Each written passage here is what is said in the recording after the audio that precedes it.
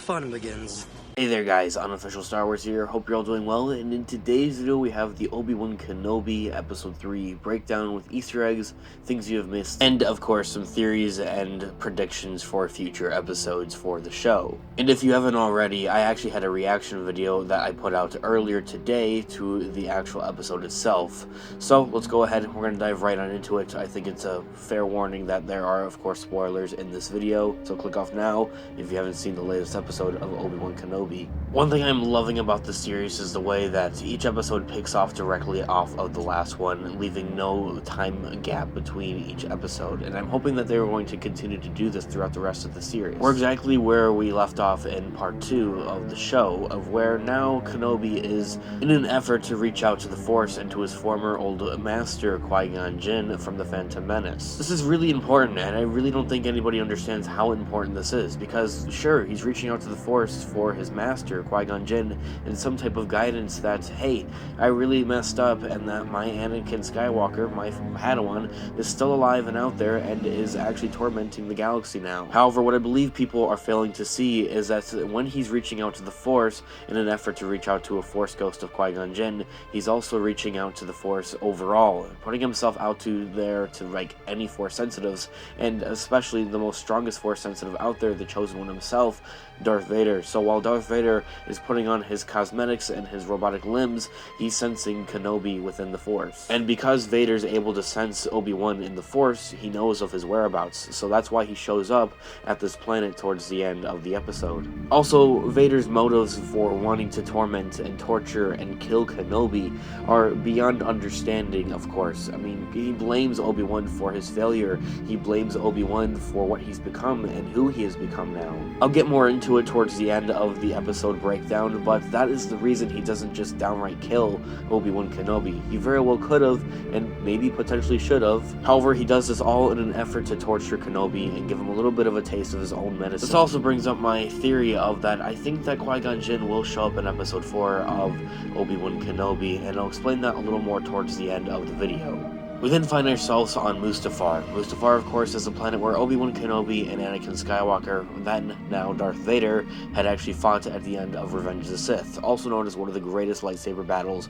of all time. We see Vader's castle. Vader's castle has been seen countless times throughout the Marvel Comics, of course, and it was also seen in Star Wars Rogue One from 2016. Inside the castle, Vader's talking to Reva, the third sister, and an update for Obi-Wan Kenobi and their search and hunt. Vader tells her that he'll give her the rank of the Grand Inquisitor, seeing that he seemingly has now died, and we also learn that Reva blames this death, or quote-unquote death, of the Grand Inquisitor on Obi-Wan Kenobi. Either which way, Vader could care less, pretty much. He doesn't care about the Inquisitors, and they're simply a tool for him and the Empire overall. I am still curious about how Reva knows about Darth Vader's true identity of Anakin Skywalker. I'll make a separate video talking about that and going more in depth into it. There are some reasonable theories and explanations out there. This scene only adds on to potential evidence of Anakin Skywalker / Darth Vader and Reva's relationship. They seem to have quite a relationship together and trustworthiness. We cut back to Obi-Wan Kenobi and Leia aboard this cargo ship that we saw them get aboard in the last previous episode,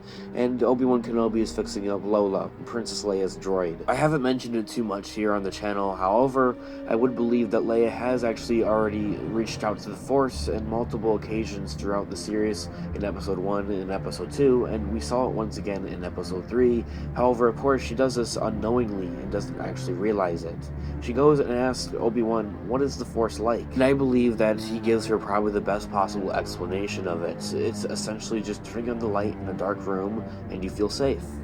The cargo ship is now arriving on the planet of Mapuzo. Probably the best way to explain this planet is essentially like Tatooine, the sandy, I guess, ruins of it, of course, and then a little bit of grass on there, and you have Mapuzo. Like many planets now in the galaxy, this planet is under the control of the Empire, so they have to be especially careful. Remember Hajjaj from the previous episode? Well, he's the one that gave them the coordinates to this, I guess, planet here of Mapuzo. He said that they would receive help from an underground railroad, essentially, for Jedi. Kenobi has his doubts and his fears, and he has every right to. It can be very difficult to actually trust people, especially when they're random and he doesn't know Hajjaj.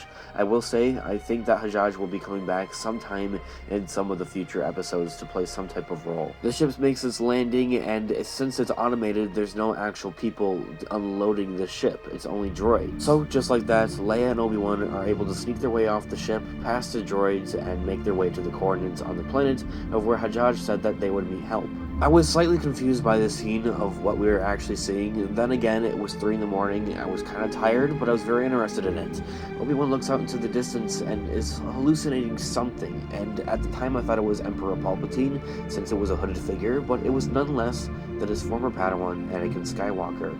He's having PTSD. It's very interesting to see the PTSD of Obi-Wan Kenobi increase after especially learns of that Anakin Skywalker, his former Padawan, is still alive, and furthermore on the hunt for him. He's the one that's responsible for the failure of his Padawan, of course, and his Padawan, Anakin Skywalker, now Darth Vader, is the one that was responsible for the current state of the galaxy. I can honestly only imagine how horrible his PTSD was after the events of Revenge of the Sith, directly after. We then go to the Fortress Inquirus, of where the Inquisitors like to hang out. It's an Imperial base, essentially. It's also seen in Star Wars Jedi Fallen Order, the video game, and the actual base itself is held underwater. Third sister, Reva, is here in an effort to give a little bit of an update here to the other Inquisitors, despite them not all getting along, especially her and the fifth brother. We see the two go back and forth quite a little bit, as they both kind of brag to each other of how they could potentially be the next Grand Inquisitor. Reva also likes to rub it in their face that she had directly contacted Lord Vader herself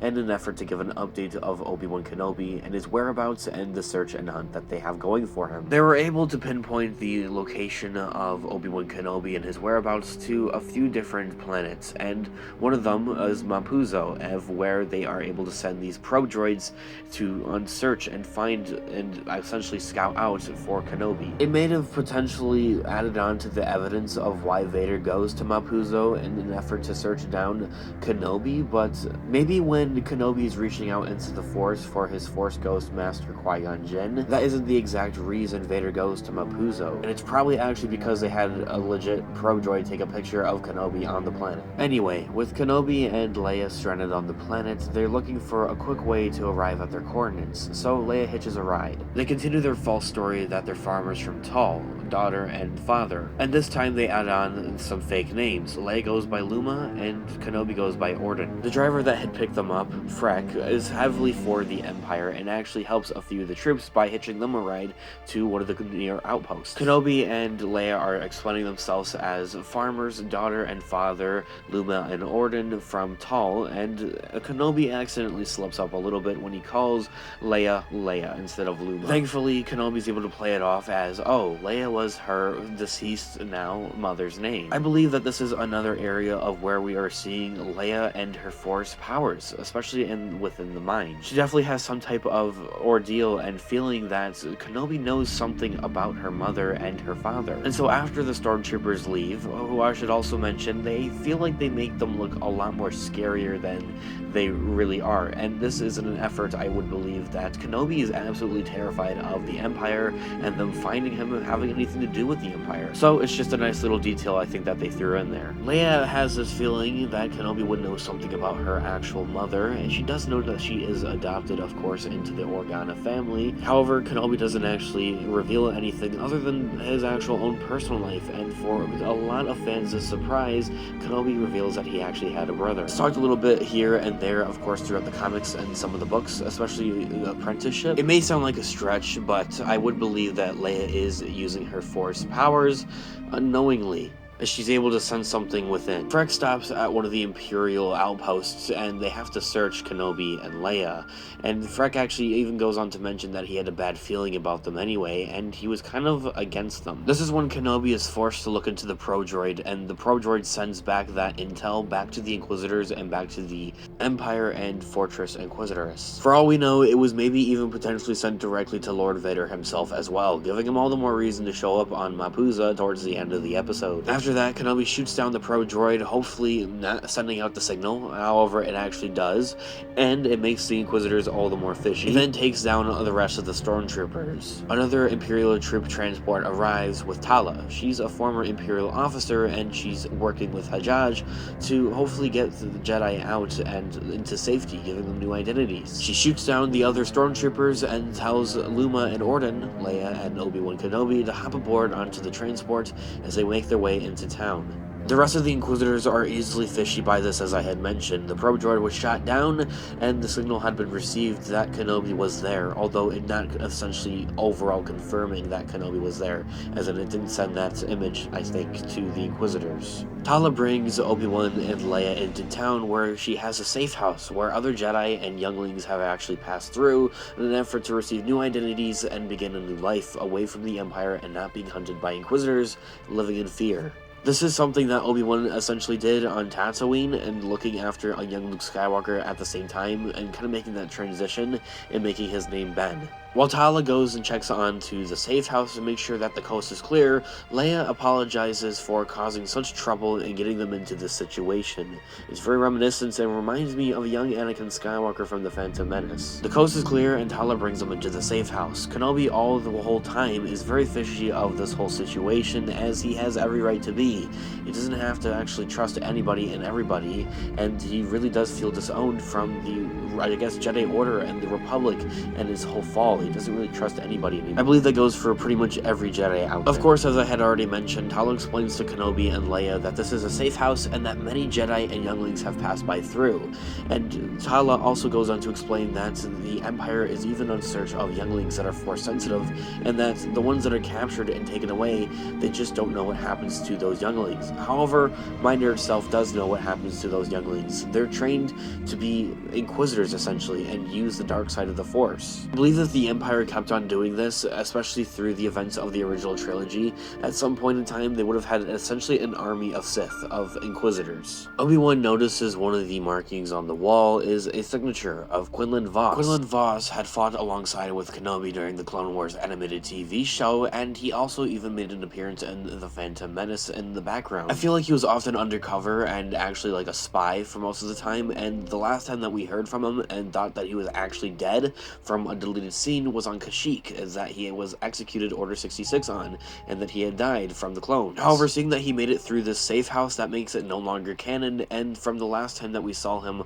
alive was during the events of Dark Disciple, the novel. I won't go into too much detail of this novel, however, to give you a basic understanding and idea, this is where Quinlan Vos and Asajj Ventress from the Clone Wars team up to kind of take down Count Dooku, although it doesn't go completely to plan. Moving on, the safe house is searched by stormtroopers, however they find nothing, and Tala says that they've been compromised and that they need to move off-world now, contacting the pilot. I don't know why, but for whatever odd reason, the entire time I thought that this pilot was going to be a young Han Solo, maybe teamed up with a crew or something like that, but I was totally wrong. Despite the safe house being compromised somewhat after it being searched by stormtroopers, I can't completely understand how Tala thought that they were compromised and that they should move off-world as soon as possible. However, I'm now kind of understanding that they wanted to move off-world as soon as possible, seeing that the Empire had been now here and is in search of Kenobi or a Jedi. Anyway, my understanding from that is that seeing that the safe house had already been searched by the Empire, why would they search it again? They begin to hear screaming coming from outside of terrorized civilians, and so when Kenobi peers outside of the window, he sees the Inquisitors, stormtroopers, and Darth Vader himself. This whole sequence was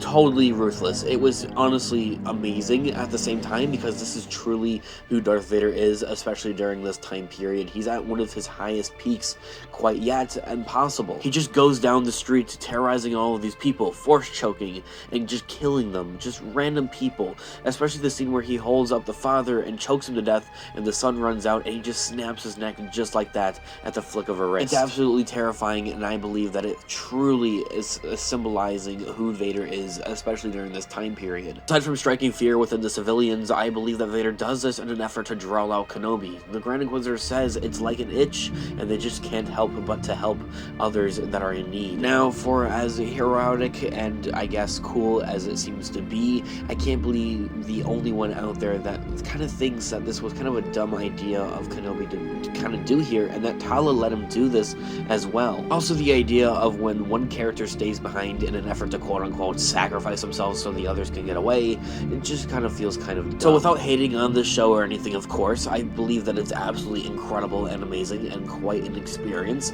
This here had to be my low point of the episode. I feel like it's just kind of one of those generic things of where they have to sacrifice themselves in an effort to let the others get away when they can easily get away as well. However, I believe that there is a bit of an explanation for why Kenobi does this. I believe Kenobi does this because he knows that Vader can sense him within the Force, and that Vader knows of his whereabouts and his location. Not completely precise, but he knows that Kenobi is on the planet, so he can't necessarily risk, I guess, Leia being found or Tala being found. So kind of after thinking of it that way, it clears it up a bit. Kenobi runs off in the opposite direction, and then we embark on one of the greatest lightsaber scenes and battles probably maybe since 2005 Revenge of the Sith. No flack or hate towards the sequels or anything like that, but this was uncanny and unmatched, and it's something I didn't expect to see whatsoever in episode 3 of the Obi Wan Kenobi show. If I recall correctly, I remember kind of saying this in my reaction video from earlier today, that often when we have a show, the premiere, the first 2 episodes, of course, are going to be absolutely amazing, out of the ballpark and draw in viewers, and that episode 3 would be a bit more, I guess, downgraded, not as much action or anything like that. And if for anything, episode 3 with the Obi Wan Kenobi show upped it 10 times notches on this one. So it was totally unexpected to see this lightsaber battle happen and come to fruition. Everything about this lightsaber battle felt correct. It felt amazing. It felt like a perfect balance between a prequel trilogy fight and an original trilogy fight. And you should also notice that Kenobi is rusty.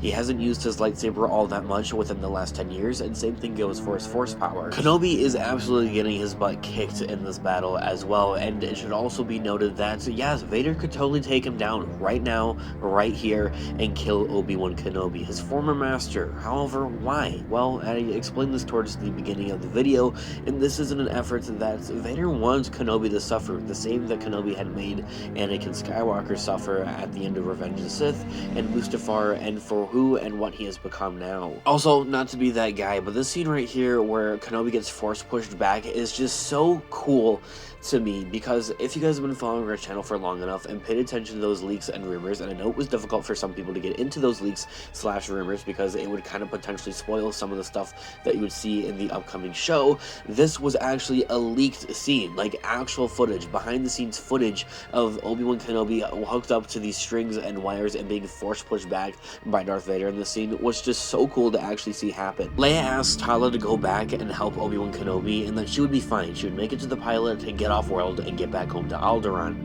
Tala seemingly agrees to this and goes back for Kenobi to help him out, and right in the nick of time as well, because Kenobi's about to be in some major trouble. This is where the torment and torture begins of Obi-Wan Kenobi from his former Padawan Anakin Skywalker, now known as Darth Vader. This was uncanny. It was incredible to see the effects and everything, of course, but at the same time, storytelling-wise, this was just insane. Kenobi being lifted up into the air with the force powers of Darth Vader, being strained in the middle of the air, not being able to move. Vader sets a light of charcoal or something like that, making a huge fire, knocking over a canister, and then proceeding to just take Kenobi and put him into the fire, burning him and making him as miserable as Anakin Skywalker was at the end of Revenge of the Sith, burning and left for dead on Mustafar. In case the first 2 episodes of the Kenobi show didn't already kind of tell you of how dark this show really is going to get, this should really give you an idea. This is downright dark. This doesn't scream Disney. Throwing Obi-Wan Kenobi into a midst of fire from Darth Vader is something totally different and unexpected, honestly. Some of the shots even lined up to show the symbolism and the parallels between Vader being burned on Mustafar and Obi-Wan Kenobi now being burned and tormented and tortured. And in case it wasn't necessarily completely clear of why Vader just didn't didn't downright kill him, Vader needed to be, I guess, reckless with this one. He needed his sweet, tender revenge upon Obi Wan Kenobi, because as I had mentioned, he blames Obi Wan Kenobi for his downfall and who and what he has become. After being stitched up just a little bit from Vader, Kenobi is being thrown away to the side, and the light of the fire is being set out. Vader orders one of the stormtroopers to bring Kenobi to him, and then he is shot down by Tala. Now, for as of what I guess Vader would have done to Kenobi after that, I feel like it would have been much more torturous, maybe cutting off his limbs or something like that. He wouldn't start killing him right there, though. Vader would definitely make Kenobi suffer a whole lot more, and I think it would get as tentrous as of being the limbs of Obi Wan Kenobi being cut off slowly and miserably by Vader or something like that. Maybe even Vader would bring back Kenobi back to his lair on Mustafar, Vader's castle. And as gruesome as it sounds, I feel like that he would just sit there and torture him there as well. Tala shoots down the stormtrooper and then sets up another canister to blow up, lighting the fire once again, showing Vader away from Obi-Wan Kenobi and getting him away. She sends Ned, that droid, that I guess it's like a loader droid, back in there to, of course, grab Obi-Wan Kenobi and bring him to safety as they book it and get off world. Another common question I've seen actually come up here is, why didn't Vader just walk through the flames? Why didn't he just walk through?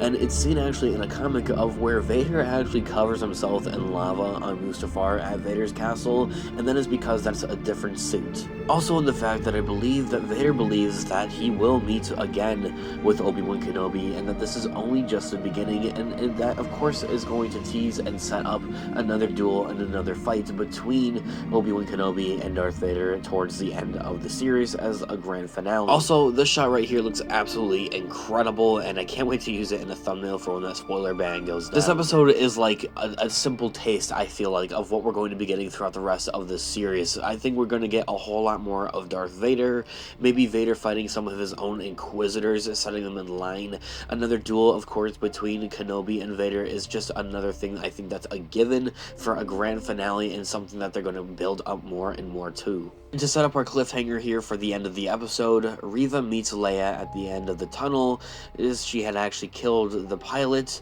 and she takes her once again, kidnapping her as a potential lure of bait to bring Kenobi in once again. Okay, so now that's your full breakdown, frame by frame essentially, pretty much, but it was an actually amazing episode, as I had mentioned multiple times throughout this video here. It blew me away. If for anything, you would think that the episode 3 of a series, I feel like most times, is a little more downgraded from that premiere there of the first 2 episodes there, to really hook people and viewers in, to get them interested into the show. They did the direct opposite of this, and if for anything, actually notched it up like 10 times. And to be completely fair and honest with you guys, I can't remember if I actually mentioned this already in the video, but I feel like one of my biggest predictions for the next coming episodes, and now that we see a defeated Obi-Wan Kenobi at this point in time, he just got his ass whooped by Vader, burned, and feels completely helpless after losing Leia, after getting so close to getting her back home and completing the mission so he could get back to Tatooine, watch over a young Luke Skywalker, and get back to his normal life. At this point, Obi-Wan Kenobi, he's already shattered enough at this timeline of the Star Wars franchise,